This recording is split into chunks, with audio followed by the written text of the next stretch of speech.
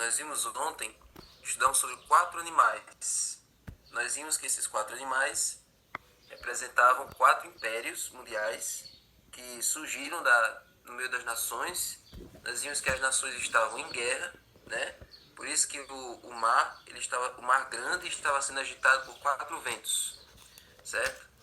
E então surgiram aqueles 4 impérios, e eu disse a vocês que não ia surgir mais nenhum outro império no seu reino de Deus, que é na volta de Jesus. Só que nós vimos que o quarto império tinha um negócio diferente. Nós vimos que o quarto império tinha uma característica que deixava ele mais ameaçador, mais tenebroso do que os outros 3. E é sobre essa característica dele que nós vamos estudar hoje, certo? Então, vamos aí para Daniel 7. Vamos abrir nossas Bíblias em Daniel 7. E vamos conhecer agora alguns detalhes sobre esse quarto animal muito importantes. Daniel capítulo 7, vamos ler para o verso 19 a 21. Diz assim, ó.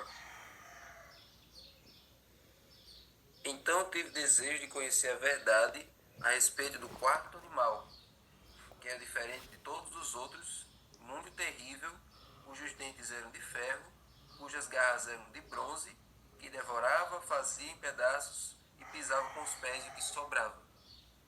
Ontem nós vimos que o leão com asas representava a Babilônia, o urso representava a Medopécia, o urso com 3 costelas na boca, o leopardo com 4 cabeças e 4 asas representava a Grécia. E o que representava esse quarto animal terrível e espantoso? Alguém lembra? O que era que representava? Roma. Isso, muito bem. Então esse quarto animal representava o Império Romano. O Império Romano, lembre-se disso. Não era a Roma Papal ainda. Esse quarto animal representa o Império Romano. Só que aqui tem algumas características desse quarto animal. Diz que ele era terrível, diz que ele pisava com os pés que sobejava. E nós sabemos que durante o período do Império Romano foi um período de grande atrocidade, de uma tirania absurda. Foi nesse período que Jesus nasceu, Jesus viveu, Jesus morreu, os apóstolos cresceram, viveram e morreram. E que a igreja cristã começou e está aí até hoje. Agora, esse quarto animal, apesar de todas essas características negativas, tem mais características ainda, que é o verso 20. Também quis saber a respeito dos 10 chifres que ele tinha na cabeça e do outro chifre que subiu, diante do qual caíram 3 chifres, ou seja, aquele chifre que tinha olhos e uma boca que falava com arrogância e que parecia mais forte do que os outros chifres. Então, o quarto animal tinha 10 chifres na cabeça. 10 chifres. Você percebeu que até agora nenhum dos outros 3 tinha chifres. Só esse. Esse ele tem 10 chifres, certo? 10 chifres. Aí, esses 10 chifres estão lá, na cabeça do animal. Aí surge um pequeno. Dentro desse que surge, caem 3. Certo? Cai 3, aí surge um pequeno, né? E aí esse pequeno é todo marrento. Ele tem olhos, tá vendo aqui, ó. Ele tem olhos, esse chifre, e uma boca que falava blasfêmias, certo? E ele é pequeno, mas ele vai crescendo até ficar maior do que os outros que sobraram. Então, à primeira vista, esse texto parece que não tem lógica nenhuma, parece que não tem explicação nenhuma, mas nós vamos descobrir hoje, pela graça de Deus, o que representa esses 10 chifres e o que representa também o chifre pequeno, certo? Que é pequeno no começo, depois é que ele engrossou o caldo e cresceu. Então vamos lá. Qual animal chamou mais atenção? Daniel, o animal terrível e espantoso que nós acabamos de ler. Do verso 19 ao 21. Agora, o que representa esses 10 chifres? Para a gente já falar sobre isso, já esclarecer isso. Verso 24. Os 10 chifres correspondem a 10 reis, que se levantarão daquele reino. Depois dele se levantará outro rei, que será diferente dos primeiros, e derrotará 3 reis. Então vamos lá. Aqui está dizendo que os 10 chifres são 10 reis que se levantarão daquele reino. Qual é que reino? O Império Romano. Eu disse a vocês que não ia surgir outro império depois de Roma. Roma foi o último grande império mundial. Mas está dizendo aí que ia surgir 10 reis do Império Romano. E o que representam esses 10 reis que iam surgir dele? Então, gente, vamos entender aqui um pouquinho da história.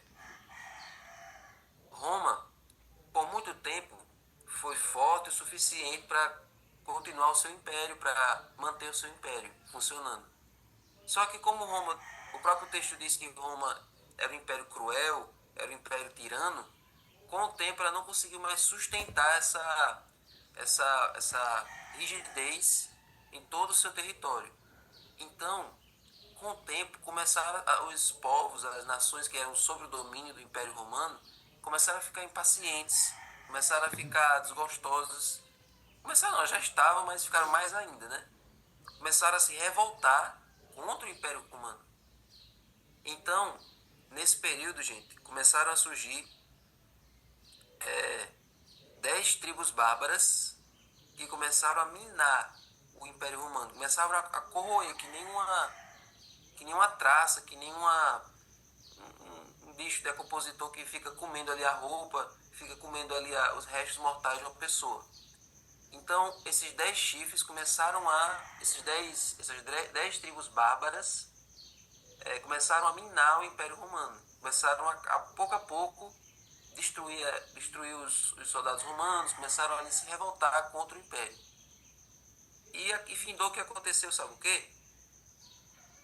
O Império Romano já não estava mais dando conta, ele se dividiu. Ficou o Império Romano do Ocidente de um lado e o Império Romano do Oriente do outro. Já não era mais um império só, agora ficou dividido em 2 partes. E as 10 tribos lá, só canigando até acabar de vez. Aí acabou o Império Romano do Ocidente e ficou só o Império Romano do Oriente, certo? Caiu um lado, agora ficou só o outro. Agora o Império Romano está mais fraco do que nunca. E aí aconteceu que o último imperador romano, chamado de Rômulo Augusto, ele foi deposto por um dos reis das tribos bárbaras. Então é assim que acabou o grande Império Romano. Tudo acaba com divisão. Vocês viram lá que na Grécia começou com Alexandre o Grande, sozinho, conquistando tudo. Quando ele morreu, se dividiu em os 4 generais, aí acabou. E agora o Império Romano, que era grande, como um império só, ficou dividido em 2 partes. Aí uma parte caiu primeiro, a outra parte caiu depois. Tudo acaba com divisão. Leve isso aí para as suas igrejas. Não permita que nada divida a igreja, porque isso aí pode causar a ruína da igreja, certo? Então, Roma caiu por causa disso. Ela se dividiu e enfraqueceu. E aí, agora que o Império Romano acabou, ficaram apenas essas 10 tribos bárbaras. Na verdade, tinham mais de 17 povos, 17 nações ali naquela região ali da Europa. Só que essas 10 foram as mais importantes, as mais proeminentes, as mais fortes, digamos assim. Certo? Então, gente, tenho aqui uma lista dessas 10 tribos que elas se estabeleceram dos anos 351 até o ano 476. E agora eu vou mostrar para vocês cada uma dessas 10 tribos para vocês verem se vocês conhecem alguma. Certo? Vocês vão me dizer se vocês conhecem alguma delas. Tá aí os 10 chifres. Então, vamos lá. Esses 10 chifres correspondem às 10 tribos bárbaras, que são os países da Europa hoje. Então tem muitos desses países que vocês conhecem. Por exemplo, o primeiro aí, a primeira tribo bárbara chamava Alamos, que hoje corresponde à Alemanha. Quem conhece a Alemanha? Todo mundo conhece, né? Então, aqueles povos, aquela tribo bárbara dos Álamos, hoje é a Alemanha. Aí, olha, a segunda tribo bárbara, que eram os francos, não é porque eles eram sinceros, não, porque eram francos mesmo. representa hoje a França, certo? Aí o terceira tribo bárbara, os Borguinhões, hoje representam a Suíça. Também é um país que você já deve ter ouvido falar, um país muito bonito, muito avançado, né, na questão da educação, na questão do desenvolvimento, né, social. Então os Borguinhões se tornaram a Suíça. Depois, os suevos se tornaram o país de Portugal, o português de Portugal. Então os suevos se transformaram no país de Portugal e Portugal, né, depois colonizou o Brasil. Depois, os visigodos, eles se transformaram no país da Espanha. Tá vendo? Ó? Tudo país conhecido. Depois, os anglo-saxões se transformaram na Inglaterra. Até o nome lembra aí um pouquinho, né? Anglo e Ingla. Anglo-saxões viraram a Inglaterra, o Reino Unido, nos dias de hoje. E aí, olha só, os lombardos formaram o país da Itália. E aí é interessante porque você já deve ter ouvido falar aquele sobrenome Lombardi, né? Tem vários artistas com esse sobrenome, Lombardi. É porque eles são descendentes de italianos. E na Itália tem muitos desses nomes que terminam com Lombardi, Giuseppe, não sei o quê. Então, os lombardos formaram a Itália. E aí, agora vocês conheceram aí 7 povos, 7 tribos bárbaras que se transformaram em 7 países da Europa hoje. E esses últimos três chifres aí, esses últimos 3 povos aí, quem são eles? Esses últimos 3 povos aí são os vândalos, os ostrogodos e os érulos.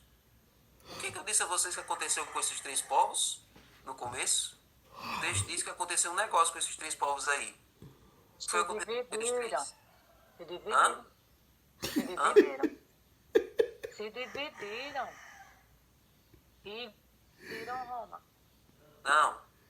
Todos eles, os 10, eles Se invadiram e destruíram Roma. Os 10, eles tiveram essa missão e deu certo, graças a Deus. Eles tiveram a missão de minar e acabar com Roma. Acabou.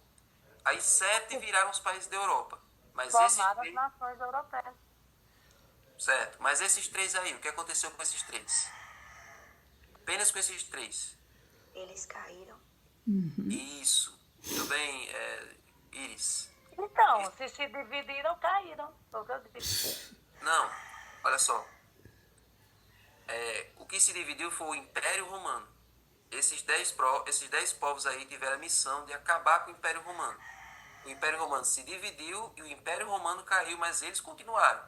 Só que 7 desses aí viraram países da Europa. Só que esses 3 aí não viraram nada. Por quê? Porque eles 3 caíram. Esses 3 foram extintos. E por que eles foram extintos? Porque surgiu um chifrezinho pequeno. Esse chifrezinho pequeno, ele foi responsável por derrubar esses 3 povos aí. Os vândalos, os ostrogodos e os érulos. Os outros 7 tiveram a vida deles encaminhada. Prosperaram e viraram os 7 países da Europa que a gente conhece até hoje. Só que esses 3 não conseguiram ir para frente, porque esse chifre pequeno conseguiu derrubar eles 3. Olha que negócio, olha que marra desse chifrezinho pequeno. Então, os vândalos, os ostrogodos e os érulos não viraram nenhum país, certo? É o que o texto diz, ó. Tá aí, Samara, verso 20. Também quis saber a respeito dos 10 chifres e na cabeça e do outro chifre que subiu, diante do qual caíram 3, ou seja, aquele chifre que tinha olhos e uma boca que falava com arrogância e parecia ser mais forte do que os outros. Então, foi exatamente isso que aconteceu. Então, que chifre pequeno é esse? Que reino é esse aí que é esse chifre pequeno? Que poder é esse chifre pequeno que conseguiu ser tão forte que derrubou 3? Ou seja, 3 nações, 3 tribos bárbaras não viraram nada, eles foram extintos, se acabaram, não viraram país nenhum, não tiveram continuação nenhuma na história. Quem é esse chifre pequeno e por que ele conseguiu derrubar 3 povos de uma vez? Então vamos ver o seguinte. Vamos analisar aqui as características desse chifre pequeno. A primeira característica que nós vimos é que ele arrancaria outros 3 chifres. Certo? Essa é a primeira característica. Arrancaria outros 3 chifres. Derrubaria 3 tribos bárbaras. A segunda característica é que ele teria olhos humanos e uma boca blasfema. Essa é a segunda característica do chifre pequeno. E a terceira é que ele faria guerra contra os santos. Onde é que está isso? Verso 21. Enquanto eu olhava, eis que esse chifre fazia guerra contra os santos e estava vencendo. Então esse poder aí, esse reino, essa instituição aí, está fazendo guerra contra os santos do Altíssimo, contra as pessoas de Deus, o povo de Deus.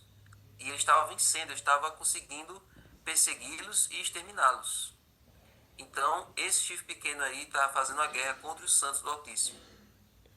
E ele também faria o seguinte: ele mudaria os tempos e a lei. Ele ia fazer uma mudança, ia tentar fazer uma mudança no tempo, na contagem do tempo, e também na lei de Deus. Ele ia se astrever, que nem diz o Matuto, ele ia se astrever a fazer uma mudança na lei de Deus, nos 10 mandamentos. E mexendo nos 10 mandamentos, ele poderia mexer no tempo também. Mas, isso está onde? Está no verso 25, ó. Ele falará contra o Altíssimo, oprimirá os santos do Altíssimo e cuidará em mudar os tempos e a lei. E os santos serão entregues nas mãos dele por um tempo, tempos e metade de um tempo. Então, esse chifre pequeno cuidaria em mudar os tempos e a lei e faria guerra contra os santos e seria blasfêmia, ou seja, ele tentaria afrontar o próprio Deus. Parece que tem alguém mandando mensagem aqui, deixa eu ver. Então, e por fim, o que aconteceria com esse chifre? Ele duraria para sempre? Ele seria um novo império mundial? Não. Por mais afrontoso que fosse esse chifre, por mais perigoso que fosse ele para os santos do Altíssimo, o que o Altíssimo faria com ele? Ele seria destruído. Olha aí. Então, olha aí o verso 26. Mas depois será instalada a sessão do tribunal para lhe tirar o domínio, para o destruir e o consumir até o fim. O reino, o domínio e a majestade dos reinos debaixo de todo o céu serão dados ao povo dos santos do Altíssimo. O seu reino será um reino eterno e todos os povos, todos os domínios o servirão e lhe obedecerão. Amém? Então, por mais poderoso que tenha sido esse chifre pequeno, ele não vai durar para sempre. O reino do Altíssimo vai dominar para todos sempre, todos serão subjugados diante do reino de Deus. Amém. Mas afinal, quem é esse chifre pequeno? Que poder ele tem? Por que ele derrubou 3 povos? Então vamos entender o seguinte. Vários estudiosos, não é só os adventistas, mas durante a história, Martim Lutero, que não era adventista, e Isaac Newton, que foi o pai da teoria da gravidade, ele e das 3 leis de Newton também. Isaac Newton, Lutero e outros estudiosos chegaram à conclusão de que esse chifre pequeno representa Roma papal. Lembre-se que o 4º animal representava a Roma imperial, a Roma dos imperadores, dos Césares, que foi nesse período que eu falei aquilo que aconteceu. Roma imperial chegou ao fim, foi dividida em 2, as 10 tribos acabaram com Roma imperial, 7 viraram nações da Europa e 3 foram extintas porque surgiu esse chifre pequeno que é a Roma papal. A Roma papal, gente, quando a gente fala Roma papal, foi a Igreja Católica Apostólica Romana, que estava sob o domínio dos papas. E os papas chegaram a um ponto que eles ficaram tão poderosos que no ano 538 eles ganharam o que a gente chama de supremacia. O poder deles ficou tão grande que eles chegavam a mandar e desmandar nos reis. Tinham reis que vinham pedir desculpas ao Papa, ficavam esperando lá de fora do Vaticano, do castelo lá, E o Papa deixava esses reis 3 dias no gelo, na neve, para não querer deixar ele entrar. E o rei chegava todo arrependido, todo humildezinho, para pedir desculpa ao Papa, beijava o pé dele, e o Papa considerava se ia perdoar ou não aquele rei. Então, para você ver que o poder do Papa chegou a um nível estratosférico nesse período. E como é que ele chegou a ter esse poder todo? Foi o seguinte, como é que o Papa chegou a essa condição tão poderosa? Durante todo o período depois que os apóstolos morreram, a igreja cristã ela foi se corrompendo cada vez mais, e começaram a entrar várias práticas pagãs, uma adoração aos santos, culto aos mortos e assim por diante. Os sacerdotes, os padres começaram a se vestir de um jeito diferente da membresia, e aí, com o tempo, cada igreja tinha o seu bispo, cada igreja cristã tinha o seu ancião, digamos assim. E aí, com o tempo, os bispos das igrejas cristãs ao redor da Europa ali, eles começaram a dar um grande valor, começaram a dar uma grande consideração ao bispo de Roma, que até então não se chamava Papa, era o bispo da igreja de Roma. Por alguma razão, eles começaram a dar valor, começaram a meio que idolatrar, começaram a meio que a dar uma certa ênfase, uma certa importância ao bispo de Roma. Até que, no ano 538, o bispo de Roma ganhou o título de Papa e ele começou a se destacar entre os demais e conquistou agora um poder que ele nunca tinha tido antes. Ele se tornou líder da igreja cristã. E por que esse Papa arrancaria 3 chifres? Tinha essas 3 tribos, que eram os Érulos, Vândalos e Ostrogodos. Eles não queriam se sujeitar ao Papa. Eles não queriam aceitar esse poder todo que o Papa tinha. E aí, por causa disso, o papado ele destruiu essas 3 tribos. A igreja papal, a Roma papal, tinha um exército e eles lutaram e derrubaram esses 3 povos. Os outros povos se sujeitaram ao domínio do Papa, mas essas 3 tribos não. Elas bateram o pé, nós não vamos aceitar. E aí elas foram extintas pelo Papa. Então, por isso que ele derrubou 3 chifres. Agora, o que significa esses olhos humanos e essa boca blasfema? Deixa eu só voltar aqui. Esses olhos humanos, essa boca blasfema, como é que isso se aplica ao chifre pequeno, como é que isso se aplica a Roma papal? É simples. O que é blasfêmia na Bíblia? É tomar o lugar de Deus. E o que é que o papado fez durante a Idade Média que tentou usurpar o lugar de Deus? O papado, ele tentou fazer o seguinte: começaram a dar autoridade aos padres e aos clérigos a pretensão de perdoar pecados. O membro chegava, o fiel chegava, e o Papa ia lá e perdoava os pecados dele. Isso é uma coisa que somente Deus é quem faz. Tanto é que quando Jesus fazia isso, quando Jesus perdoava os pecados, os fariseus ficavam: ei, você está blasfemando, você está querendo ser como Deus. Porque na Bíblia, só quem pode perdoar os pecados é alguém santo, que é Deus. Então tinha a doutrina da confissão auricular, que você pode pedir perdão dos seus pecados a um padre, a um líder religioso, e o Papa ocupava na terra o lugar de Deus. Tanto é que ele dizia: é Deus no céu e o Papa na terra. O que Deus disser lá no céu, o Papa aprova ou não aqui na terra. Ele é o representante de Deus, ele é o vigário de Deus, vicário e filho dele. Então, por isso que a Bíblia diz que ele tinha olhos humanos e uma boca blasfema. Agora, o que é esse fazer guerra contra os santos do Altíssimo? O povo, Deus tem sempre o seu povo em todas as épocas. Mesmo num período tão controverso como esse, que o catolicismo, né, a Roma papal estava no domínio de tudo, mas tinha as pessoas que temiam a Deus e que eram perseguidas, certo? Tinha os cristãos fiéis, tinham aqueles que não foram na cartilha do papado. Teve aquelas pessoas que se mantiveram fiéis à palavra de Deus e não caíram nesse engano. Essas pessoas foram perseguidas. As pessoas que decidiram ficar do lado da palavra de Deus, da verdade, elas eram perseguidas pelo papado. Agora, por quanto tempo? O texto diz que os santos lhe foram entregues nas mãos por um tempo, 2 tempos e metade de um tempo. Considerando aqui, nós vimos o que representa tempos em profecia, vamos ver se vocês sabem. Tempo em profecia é o quê? O símbolo tempo representa o quê?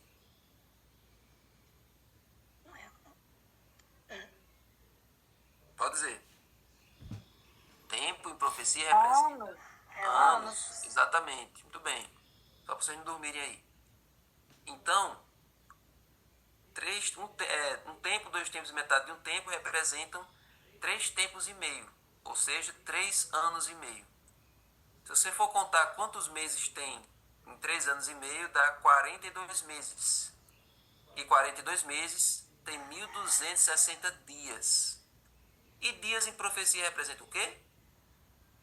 1.260 anos. Isso, exatamente. Então representam 1.260 anos. 1.260 anos literais. Foram 1.260 anos em que o papado teve esse poder total sobre o mundo. Começou no ano 538 e foi até o ano 1798.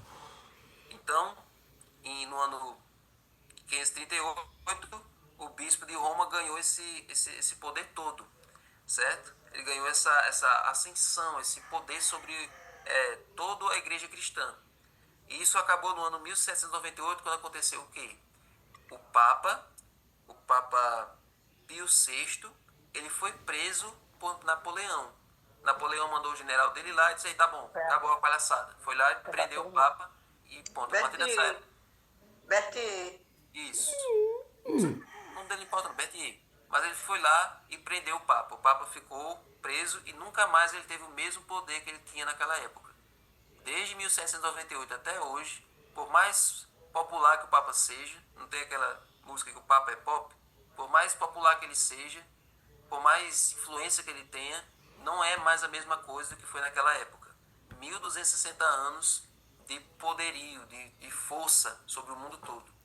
E durante esse período, o papado ele perseguiu o povo de Deus. Perseguiu as pessoas que se mantinham do lado da verdade. Se alguém se posicionava do lado da Bíblia, do lado da verdade, era morto na Inquisição, era queimado, era esquartejado, era decapitado. Então, por isso que surgiu a Reforma Protestante, para restaurar a verdade, mesmo diante da perseguição. Mas aí o que foi mais que o papado fez? Além de fazer guerra contra os santos, o papado também cuidou em mudar os tempos e a lei. Como é que isso aconteceu? Se você for analisar aqui, o papado nesse período criou o catecismo. O catecismo foi justamente a tentativa de mudar os 10 mandamentos. E é por isso que nós conhecemos ali o que todo mundo aqui sabe, que os 10 mandamentos que as pessoas conhecem não são os 10 mandamentos da Bíblia, são justamente os 10 mandamentos do catecismo, que tirou o 4º mandamento, que é mudou o 4º mandamento para guardar domingos e festas, dividiu o mandamento do não adulterarás, ou melhor, mudou para não pecar contra a castidade, e o não cobiçarás ele mudou para não cobiçar o que é do próximo, e não cobiçar a mulher do próximo, e não cobiçar as coisas alheias. Então ali foi um chafuto que eles fizeram na lei de Deus e tiraram a validade, a vigência do sábado, mudaram do sábado para o domingo.